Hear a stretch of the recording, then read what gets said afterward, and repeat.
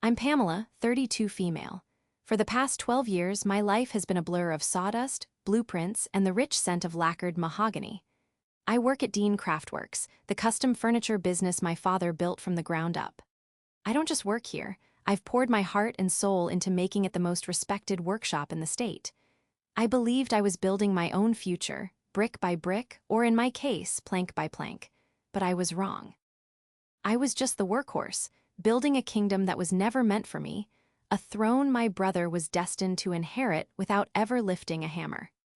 This is the story of how I discovered their decade-long deception and walked away, only for them to realize that I wasn't just a part of the business.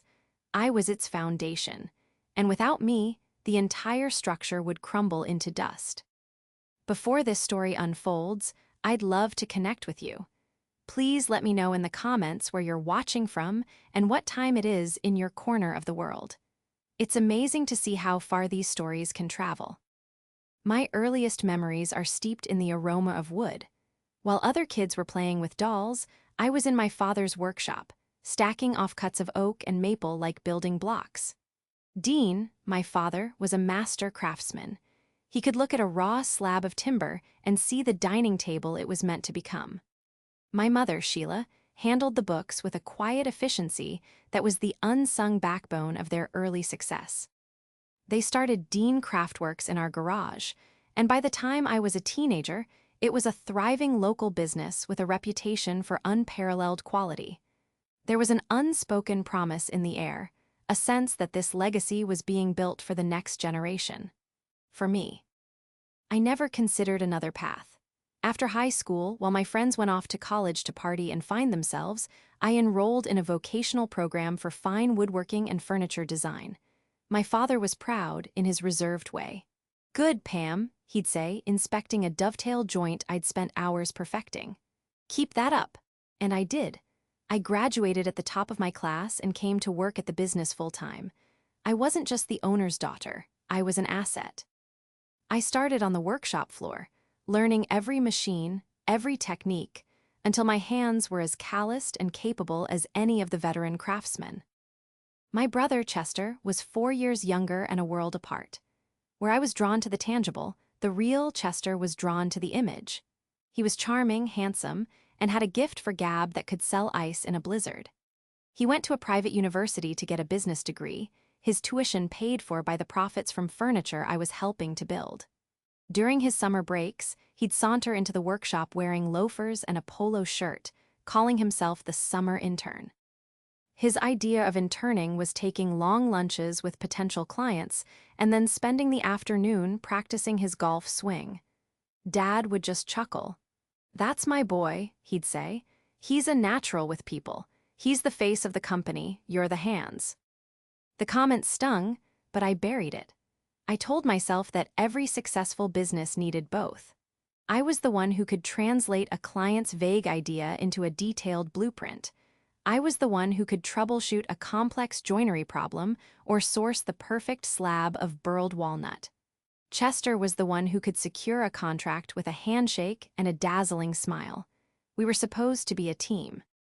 Over the next decade, the business grew exponentially, and it was my innovations that fueled that growth. I introduced CAD software to streamline our design process, cutting down on waste and improving precision. I built relationships with architects and interior designers, turning Dean Craftworks from a local shop into a regional powerhouse sought after for high-end residential and commercial projects. I personally trained every new craftsman we hired, ensuring my father's standards of quality were maintained. My work weeks were never less than 70 hours. I'd be the first one in, unlocking the workshop before dawn, and the last one out, double-checking the next day's production schedule long after the sun had set. I didn't take vacations. My life was the business. Chester, meanwhile, was given the title Director of Business Development. His salary was double mine. He spent most of his time at networking events or on the golf course, which my parents insisted was vital outreach. When he did land a new client, I was the one who stayed late for weeks, managing the project from initial design to final installation, ensuring his promises were kept. He got the commission and the glory. I got the exhaustion and the quiet satisfaction of a job well done. I told myself it was enough. I was investing my life, my sweat equity, into our family legacy.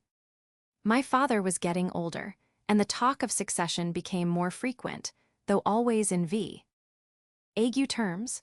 "One day this will all be for you kids," he'd say to both of us over Sunday dinner.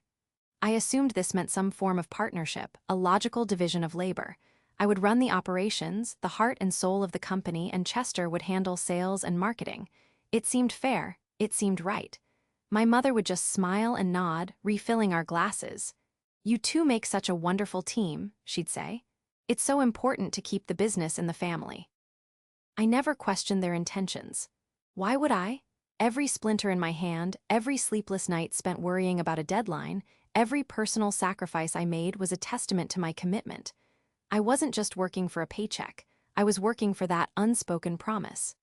The promise that my dedication meant something, that my name would one day be etched alongside my father's on the sign out front, not just in spirit but in ownership. The business was my identity, my passion, and my future.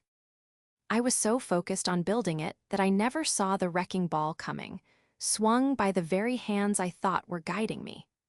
I was so busy managing the details that I missed the fine print of my family's grand design, a design that had never included me as anything more than a glorified employee. The beginning of the end came on a Tuesday. It was the end of the fiscal quarter, a time that always put me on edge. I was in my small, cluttered office, a space tucked away at the back of the workshop, surrounded by rolls of blueprints and samples of wood veneers. I was reconciling our supplier invoices with our project budgets, a tedious but necessary task I'd taken over from my mother years ago. Sheila still liked to call herself the company's co-founder and bookkeeper, but in reality, she hadn't touched a ledger in 5 years. She and my father were in the process of semi-retiring, which meant they came in around 10, left by 3, and spent most of their time planning cruises. I ran the day-to-day, from managing the 16 craftsmen on the floor to negotiating with our suppliers and overseeing every single project. That afternoon, my father and Chester walked past my open door, deep in conversation. They were laughing. It wasn't unusual to see them together, but there was a different energy about them that day, a kind of giddy, conspiratorial excitement. Chester was holding a thick manila envelope. He caught my eye, gave me a dismissive little smile, and then followed my father into the main conference room, the one with the massive, 20-foot-long mahogany table I had designed and built myself 5 years prior. A few minutes later, their lawyer, Mr. Henderson, arrived and joined them, closing the door firmly behind him. A knot of unease tightened in my stomach. A lawyer meant business, and I was the one who ran the business. Why wasn't I in that room? I tried to push the feeling aside, telling myself it was probably just some estate planning nonsense. My parents were in their 60s. It was to be expected. I put my head down and focused on the numbers in front of me, the familiar logic of profits and losses a comforting distraction. An hour later, they emerged. Chester looked like he'd just won the lottery. He was beaming, practically vibrating with self-satisfaction. He slapped Mr. Henderson on the back and shook my father's hand with exaggerated formality. My father, Dean, looked at me, his expression a strange mix of pride and something else. Guilt. He cleared his throat. "Pamela, can you come in here for a moment? Your mother is on her way in. We have some family news." My heart started to pound. This was it. This had to be the succession talk, the moment they were finally going to formalize the future of the company. I smoothed down my work apron, wiped my dusty hands on my jeans, and walked into the conference room. My mother, Sheila, was already there, her face arranged in a look of serene, practiced pleasantness.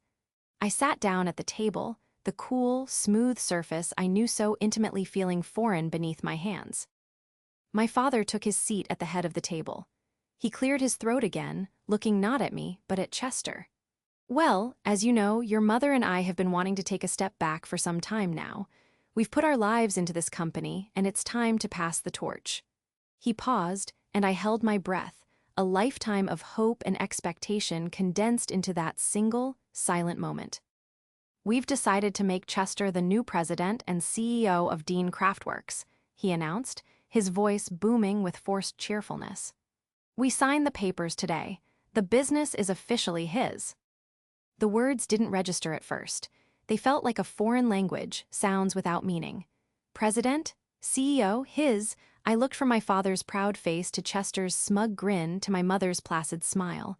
I felt my own expression go blank with shock. What does that mean?" I finally managed to ask, my voice barely a whisper. "What?" "About me." My father chuckled, as if I'd asked a silly question. "You'll keep doing what you're doing, of course. You're the best operations manager we could ask for.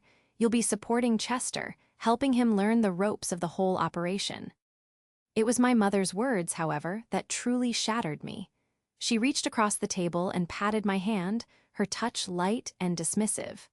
"You've always been such a wonderful support, honey. Now you can still support him from the background. Every great leader needs a reliable number two. It's a family business, and we all have to play our part." Support him from the background. The phrase echoed in my head, a death knell to every dream I'd ever had. For 12 years, I hadn't been in the background. I'd been the entire stage. The foundation, the structure, the lighting, the curtain. Chester had been a glorified stagehand, and now they were handing him the lead role and a crown. I looked at my brother, who was now leaning back in his chair, the picture of unearned authority. He had the decency to avoid my gaze, instead choosing to admire the grain of the mahogany table, my table. The unfairness of it was a physical blow. It knocked the air from my lungs. I thought about the 70-hour weeks, the missed weddings, the non-existent social life, the constant, grinding pressure to deliver perfection that I had shouldered for years. I had done it all for a pittance of a salary, always reinvesting my potential earnings back into the company because I was told it was an investment in my future. It was sweat equity. But now I saw the truth. It was just sweat. And my family had sold it for free. My father must have seen the storm gathering in my eyes because he added quickly, "Look, Pamela, this is just how it has to be. Chester has the business degree. He's a man. Clients respond to that. He's a natural leader." "A natural leader," I repeated, the words tasting like ash in my mouth. A leader who couldn't tell a mortise from a tenon. A leader who thought a bill of materials was a restaurant menu. The condescension was breathtaking. They didn't see me as a leader. They saw me as a tool, a useful, reliable, but ultimately replaceable piece of machinery. In that moment, 12 years of loyalty evaporated, replaced by a cold, hard clarity. They hadn't just passed me over. They had used me. They had built their son's future on my back, and now they expected me to hold him up forever. I stood up, my chair scraping harshly against the floor. Every eye was on me. They expected tears, maybe an argument. They were about to be very, very disappointed. My family was braced for a scene. My mother's smile tightened at the edges, my father's expression shifted from paternal pride to wary authority, and Chester, for the first time, looked a little nervous, as if he expected me to lunge across the table. They thought they knew me. They knew the compliant, hardworking Pamela who always put the business first. They were about to meet someone new. I didn't shout, I didn't cry. I simply looked each of them in the eye, one by one, letting the silence in the room stretch until it was uncomfortable. "I see," I said, my voice eerily calm. "Congratulations, Chester." I turned and walked out of the conference room, leaving them exchanging confused glances. I didn't go back to my office. I walked straight out of the main entrance, past the showroom filled with furniture I had designed, and didn't look back. My truck was in the parking lot, and as I got in, I could feel their eyes on me from the conference room window. I started the engine and drove away, the familiar rumble a counterpoint to the silent scream building inside me. I didn't go home. Instead, I drove to a small park overlooking the river, a place I hadn't visited in years. I sat on a cold metal bench and let the full weight of their betrayal wash over me. It wasn't just about the money or the title. It was the profound, soul-crushing disrespect. They had watched me sacrifice my youth, my time, and my energy, all while knowing that it would ultimately count for nothing.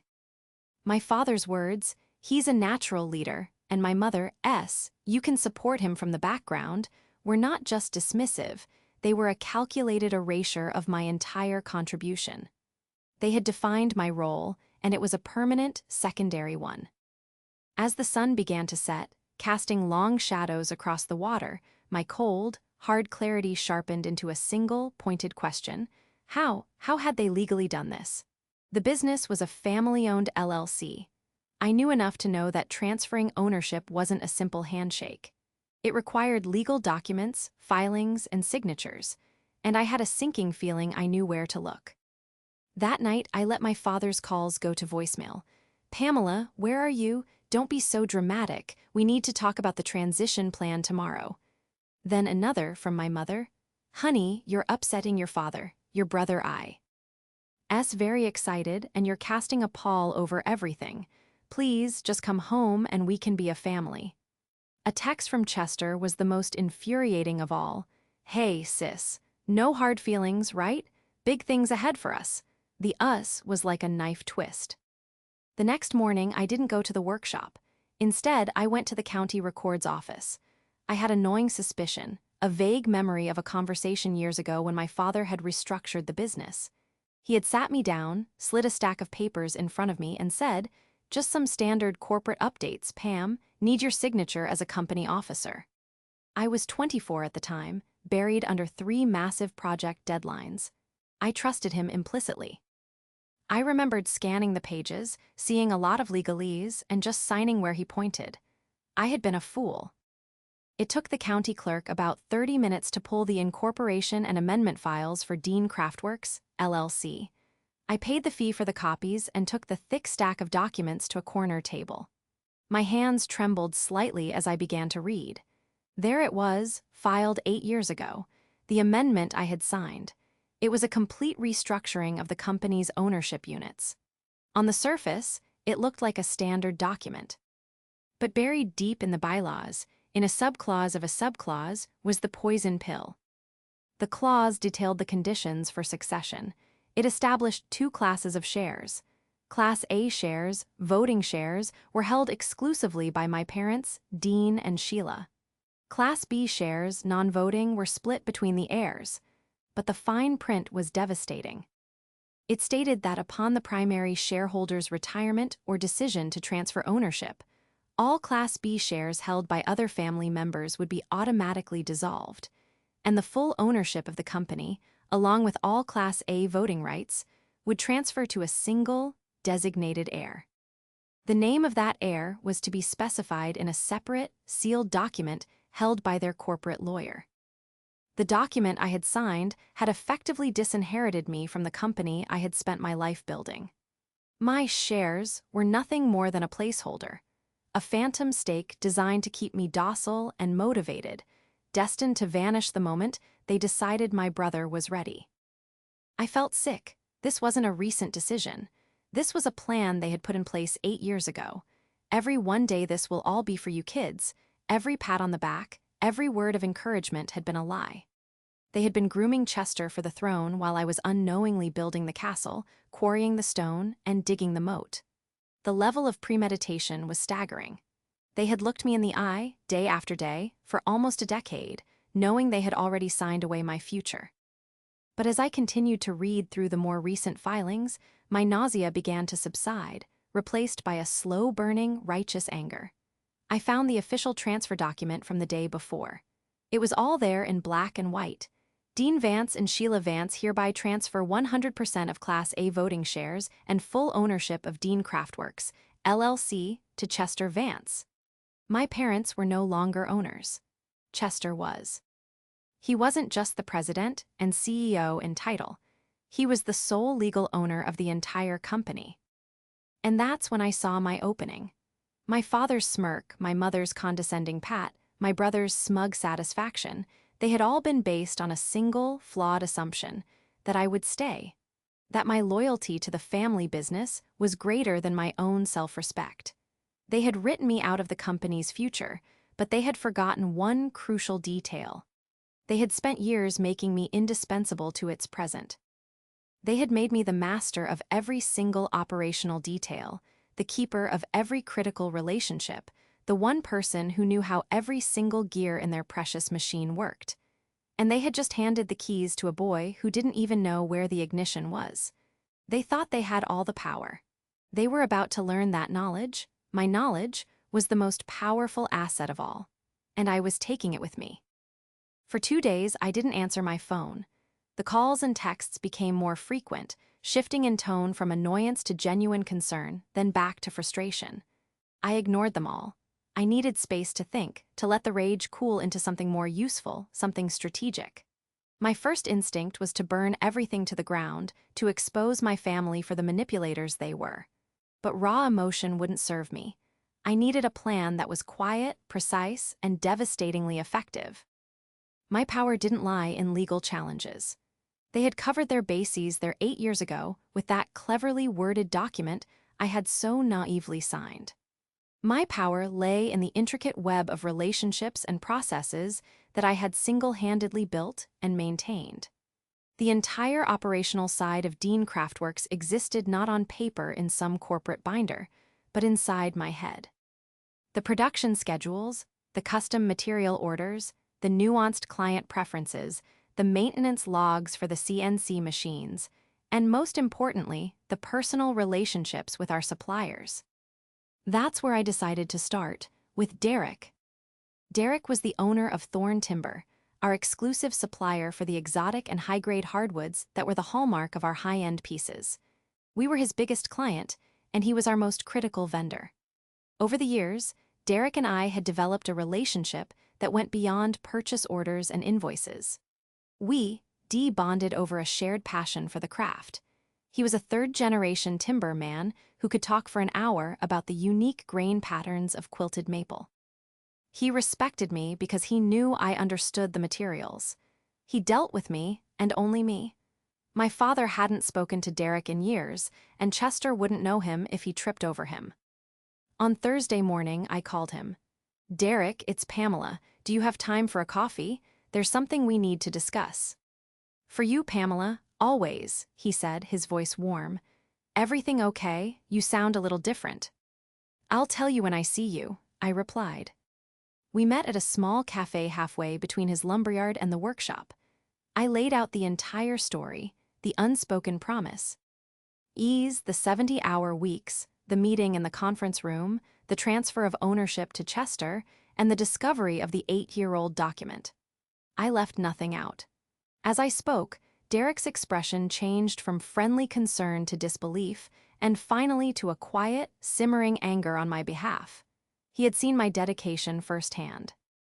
He'd been on the receiving end of my late-night calls to track down a rare slab of cocobolo wood for a rush job or my meticulous orders that were planned months in advance to align with his milling schedule. When I finished, he was silent for a long moment, stirring his coffee. "So, the new boss is the kid in the polo shirt," he finally said, his voice flat. "The one who once called me asking if we sold mahogany-colored pine." I couldn't help but let out a dry, humorless laugh. "That's the one. He's the natural leader." Derek shook his head slowly. "Pamela, your father is a fool. A sentimental old fool who can't see past his own reflection in his son. He just handed a Stradivarius to a man who can't read music." He leaned forward, his gaze direct and serious. "What are you going to do?" "I've already done it," I said. "I walked out. I'm not going back." "Good," he said, nodding decisively. "But that's not what I meant. What's your next move? They're going to realize they can't function without you in a matter of days, if not hours." "That's the idea," I admitted. "But I wanted to talk to you first, as a professional courtesy. I know how much of your business is tied up with Dean Craftworks. My leaving is going to create chaos, and I don't want you caught in the crossfire." Derek took a sip of his coffee, his eyes never leaving mine. "Pamela, let me tell you something about our business relationship. It's not a Thorn Timber and Dean Craftworks relationship. It has always been a Derek and Pamela relationship. You're the one who understands my inventory, who respects the lead times, who works with me to forecast your needs so I can manage my own cash flow. You pay my invoices on time. You appreciate the quality. You are my client, not the sign on the building." He set his cup down with a definitive click. So, here's what's going to happen. As of this morning, Dean Craftworks' credit line with me is suspended. I was stunned. Derek, you don't have to do that. That's a huge step. Yes, I do, he insisted. My terms are net 60, and those terms are based on my trust in your management. With you gone and Mr. Natural Leader in charge, that trust is gone. From now on, Dean Craftworks is cash on delivery. Full stop. And given the global supply chain issues right now, he added with a slight, crafty smile, I'm afraid my inventory is suddenly facing unforeseen shortages. It might be very difficult to fulfill any large or complex orders for the foreseeable future, especially for new management. The sheer, beautiful simplicity of his move was breathtaking. He wasn't breaking any contracts. He was simply changing his business terms, as any supplier is entitled to do, based on a perceived increase in risk. He was protecting his own business, but in doing so, he was giving me the most powerful weapon I could have asked for. Without a steady supply of premium timber from Derek, Dean Craftworks couldn't fulfill its most lucrative contracts. Their entire production pipeline would grind to a halt within 2 weeks. Derek, I don't know what to say, thank you. Don't thank me, he said, pulling out his wallet to pay for the coffees. Good people need to stick together. Your family did you wrong, Pamela. Let them see what the business looks like without the person who is actually running it.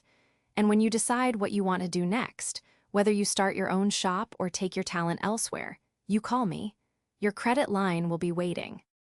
As I drove away from the cafe, a sense of profound relief washed over me, extinguishing the last embers of my grief. I wasn't alone in this. My professional reputation, the respect I had earned through competence and integrity, was worth more than any shares my father could have given me. My family had judged me by my gender and my birth order. The rest of the world that mattered, judged me by my work, and my work spoke for itself. The plan was no longer just about walking away. It was about letting the natural consequences of my absence play out. The first domino had just fallen, and I knew it wouldn't be the last. The sound of silence from my end was about to become deafeningly loud for them. The first week of my absence was, I imagined, a strange mix of annoyance and bravado at the workshop. My father likely told the craftsmen I was taking a few personal days or being a bit emotional. Chester probably strutted around the floor, trying to look presidential, believing he could run the company through sheer force of his own ego. I didn't have to guess. I started getting second-hand reports. 2 of the senior crafts. Guys I had trained and mentored, sent me concerned texts. Hey Pam, hope you're okay. Your brother tried to optimize the cutting schedule today. We wasted a whole sheet of veneer. Another read. Is everything all right? Your dad seems really stressed. Chester asked me where we keep the big sandpaper. I responded to them vaguely, thanking them for their concern, but offering no details. It wasn't my place to stir up dissent among the staff. Their own experiences with the new leadership would do that far more effectively than any words from me. My real focus was on pulling the other threads I held. For years, I had been the sole point of contact for our most important clients. These weren't one-off customers. They were high-end interior design firms and architectural groups that gave us consistent, high-margin work. They worked with us because they worked with me. They trusted my design sense, my meticulous project management, and my brutal honesty about timelines and material limitations. On Monday of the second week, I began making calls. I didn't trash-talk my family or the business. I was professional and concise. Hi, Sarah, I'd say to the head of a design firm that accounted for nearly 20% of our annual revenue. I'm calling to let you know that I've resigned from my position at Dean Craftworks, effective immediately. I wanted to personally thank you for your partnership over the years. It's been a pleasure working with you. The reaction was always the same, shocked silence followed by a flood of questions. What? Pamela, you are Dean Craftworks. What happened? Is everything okay? I've decided to pursue other opportunities, I'd reply, using the standard, polite corporate phrase. I wanted to ensure you heard it from me directly. Chester Vance will be taking over my project portfolio. The silence that followed this statement was even more telling. Sarah, a no-nonsense woman with a razor-sharp eye for incompetence, finally said what I knew they were all thinking. "Chester, the one who wears the boat shoes to a construction site. Pamela, my current project with you, the Henderson Library, is incredibly complex. Your brother doesn't have the technical knowledge to oversee it. My client is paying a fortune for precision. I can't risk that." "I understand your concern," I said calmly. "I've left detailed files, but of course, the new management will have its own way of doing things." That was all it took. By the end of the day, I had made 4 such calls. I hadn't asked anyone to pull their business. I hadn't needed to. I had simply informed them of a material change in circumstances. These designers and architects had their own reputations and client relationships to protect. They couldn't afford to have their projects jeopardized by an inexperienced amateur. My resignation was a massive red flag, and they were smart enough to see it.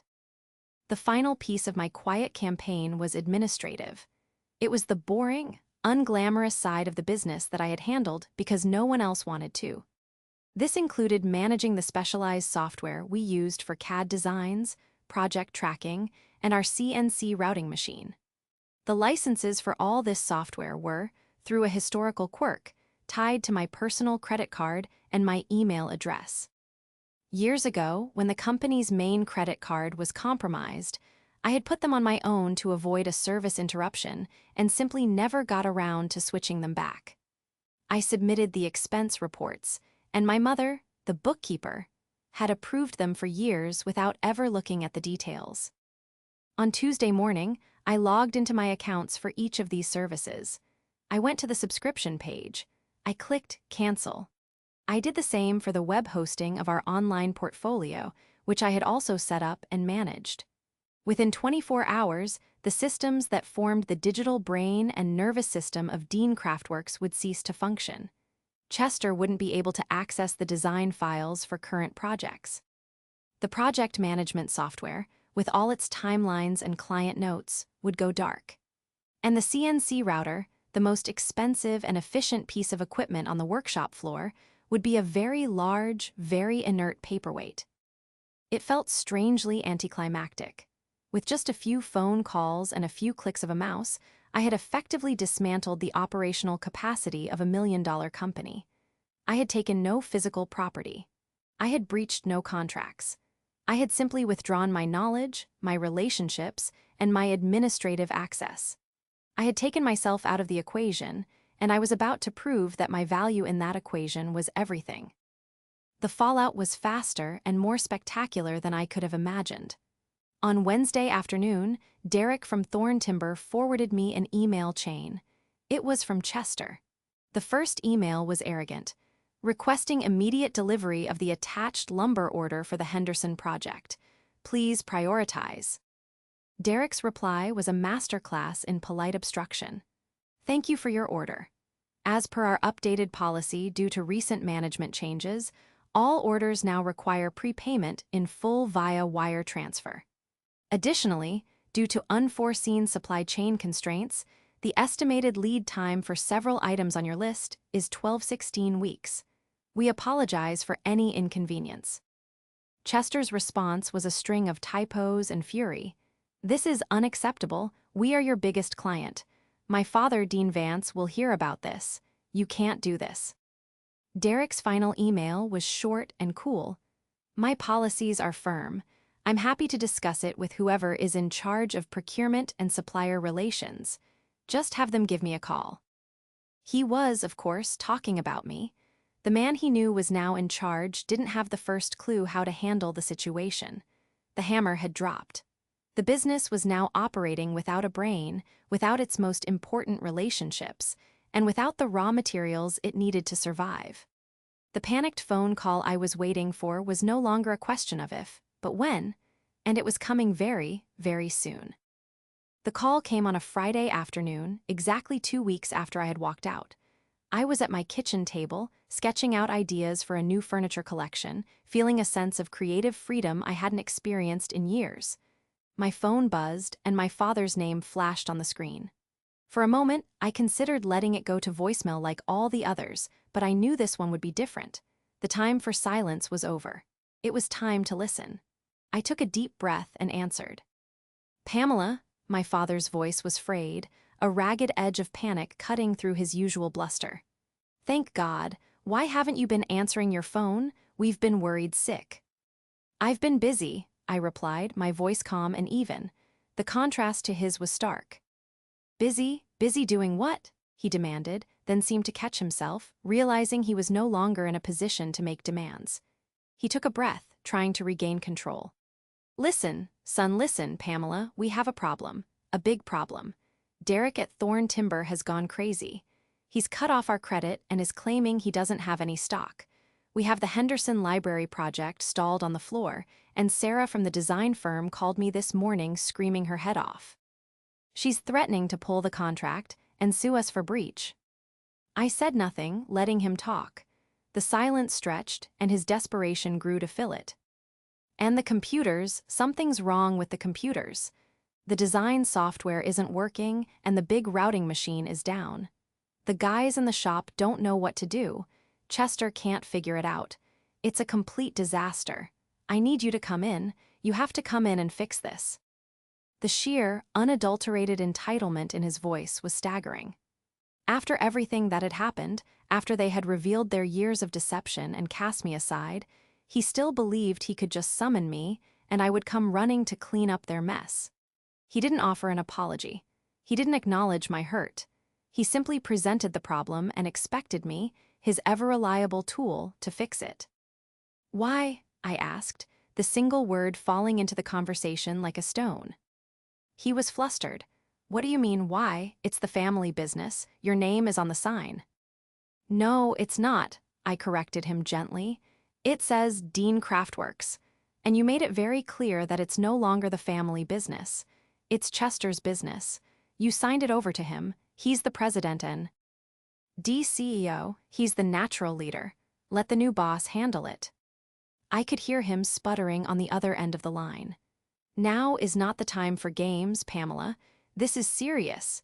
Everything we've worked for, everything your mother and I built, is on the brink of collapse. Built? I repeated, and this time the ice in my voice was unmistakable. Let us be very clear about something, Dad. You and Mom started it, yes, but I'm the one who scaled it. I'm the one who spent the last 12 years of my life turning it from a local hobby shop into a regional force. I did that while you were planning cruises and Mom was gardening. I did that while you were grooming my brother for a job he hasn't the first clue how to do. You didn't build this recent success. I did. And you gave it away. There was a choked silence. I had never spoken to my father like this before. The power dynamic between us had been permanently upended, and he was reeling. Your mother is a wreck, he tried, shifting tactics to emotional manipulation. She hasn't slept. She's so worried about you, about the family. Is she worried about me? I asked. Or is she worried that the cash cow that funds her comfortable retirement is about to die of neglect? Is she worried that her golden boy is being exposed as completely and utterly incompetent? He had no answer for that. I could hear my mother's voice in the background, faint and shrill. What is she saying, Dean? Is she coming in?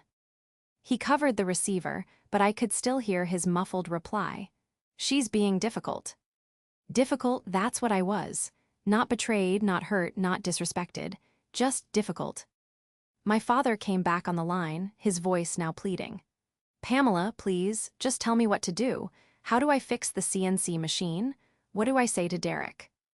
I have no idea, I said, and it was the most liberating lie I had ever told. I'm no longer an employee of Dean Craftworks. I have no access to its systems or knowledge of its supplier agreements. That all falls under the purview of the CEO. You'll have to ask Chester. Chester doesn't know, he finally yelled, the last of his composure shattering. He's in his office with the door closed. He won't talk to anyone. He's in way over his head. I know, I said softly. That was always the point, wasn't it? To give him a company he didn't have to build himself. You just forgot that the person who built it might decide to walk away and take the blueprints with her. I could hear him take a ragged breath, the sound of a man completely and utterly defeated. What do you want, Pamela? He whispered. Money? A title? What will it take to get you to come back? The question hung in the air. This was the moment of truth, the moment where I could name my price. But it was about so much more than that. It was about rebuilding something that had been broken for a very long time. "I'm not interested in coming back," I said. "The company you knew is gone. If, however, you and the CEO are interested in discussing the terms of a potential acquisition of a failing business by a new owner, I might be willing to schedule a meeting. Have your lawyer call me." I hung up the phone before he could respond. I sat in the silence of my kitchen, my heart pounding not with anger or fear, but with a profound sense of power. The panic was no longer mine. It was theirs.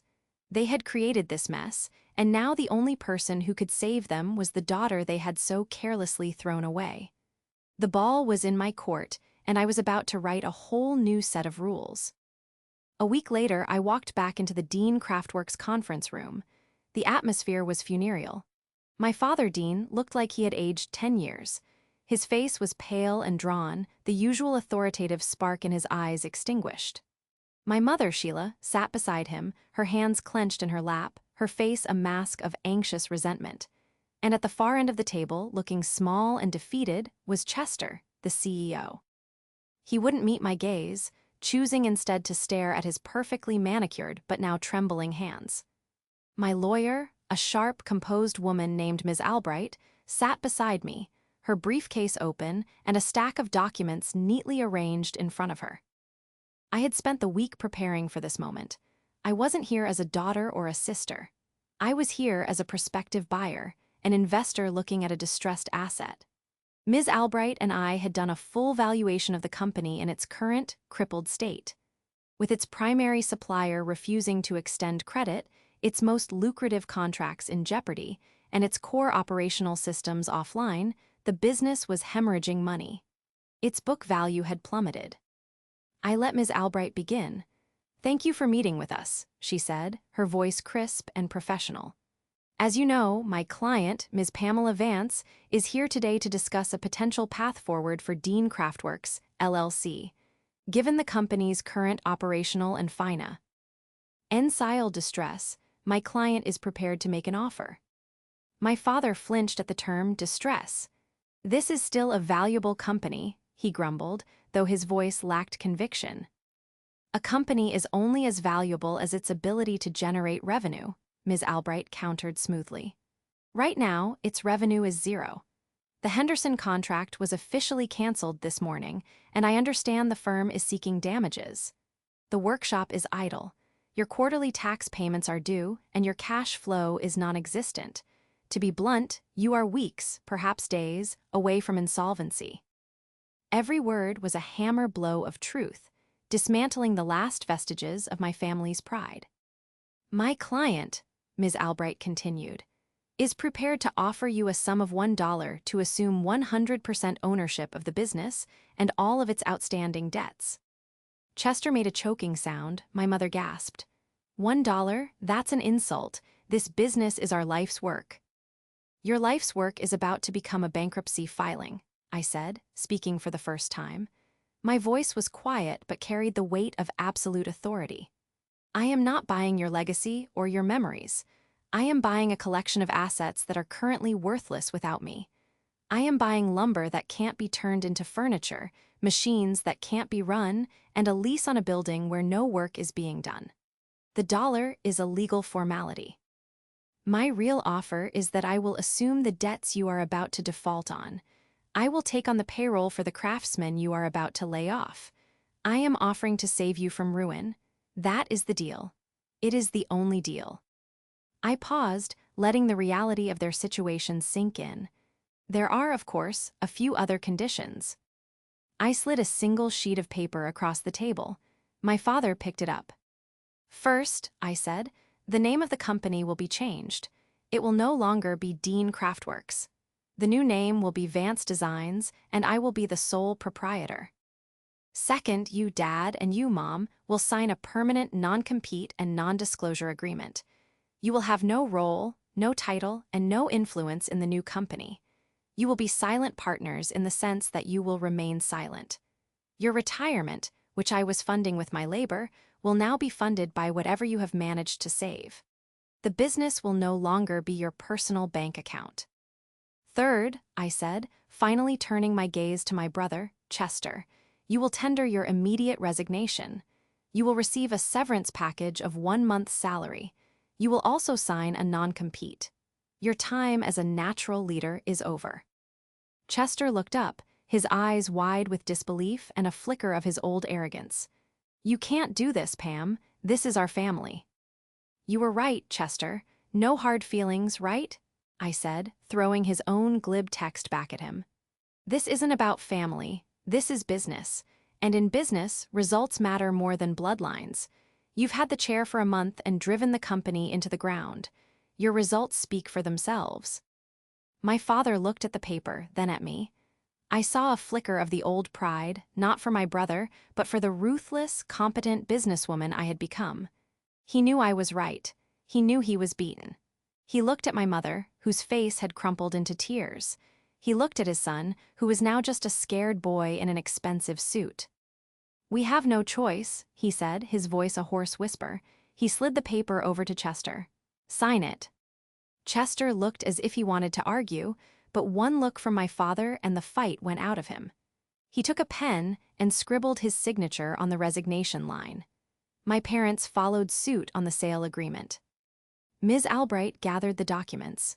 Excellent, we will have the full transfer papers drawn up by the end of the day. We stood up to leave. As I reached the door, I paused and looked back at my family, 3 strangers sitting at a table I had built, in a room I had designed, in a company that was now, finally, mine. I walked in and said, my voice was clear and steady, the price of my return is everything. You gave me nothing, so I will take it all. I walked out of the room and into the workshop. The craftsmen, who had been waiting in anxious silence, looked up as I entered. I smiled, a real, genuine smile. All right, everyone, I said, pulling my hair back into its familiar work ponytail. Let's get back to work. We have a company to rebuild. The transition was difficult, but I had a plan. I immediately called Derek and restored our supply line. I reactivated the software and got the machines running. I called Sarah at the design firm, apologized profusely, and offered her a discount and a personal guarantee that I would oversee her project myself. I saved the contract. Within a month, Vance Designs was stable. Within 6, it was profitable. Within a year, it was more successful than Dean Craftworks had ever been. I gave my kisi. Raftsmen raises and profit-sharing options, turning them from employees into partners. My family faded into the background of my life. My parents completed their semi-retirement into a full one, living a much more modest life than they had planned. Chester, stripped of his unearned title and the safety net of the family business, had to find a real job. The last I heard, he was selling insurance. We don't speak. Some wounds are too deep for apologies. I didn't destroy the family business out of spite. I salvaged it. I broke it down to its foundation and rebuilt it on a new principle. That value is created by work, not by birthright. My name is on the sign now, not because I inherited it, but because I earned it, every single day.